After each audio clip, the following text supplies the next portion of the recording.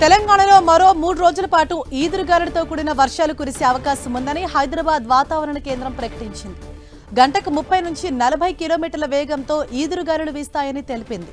ఇవాళ ఉమ్మడి ఆదిలాబాద్, మహబూబ్ నగర్, నిజామాబాద్, జయశంకర్ భూపాలపల్లి, కరీంనగర్, రంగారెడ్డి, హైదరాబాద్, ములుగు, యాదాద్రి భువనగిరి జిల్లాలో ఈదురుగాలులతో కూడిన తేలికపాటి నుంచి ఓ మోస్తరు వర్షాలు కురిసే అవకాశం ఉంది.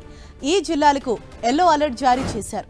భారీ ఈదురుగాలులు వీచే అవకాశం ఉన్నందున ప్రజలంతా అప్రమత్తంగా ఉండాలని సూచిస్తున్నారు. అత్యవసరం అయితేనే బయటకు వెళ్లాలని, చెట్ల కింద ఉండకూడదని చెబుతున్నారు.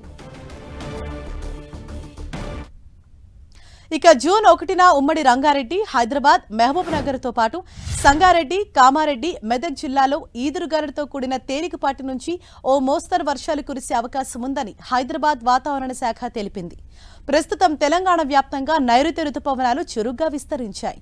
మే 26న మహబూబ్ నగర్లోకి ప్రవేశించిన రుతుపవనాలు రాష్ట్రం మొత్తం విస్తరించడంతో రైతులు వ్యవసాయ పనుల్లో నిమగ్నమయ్యారు.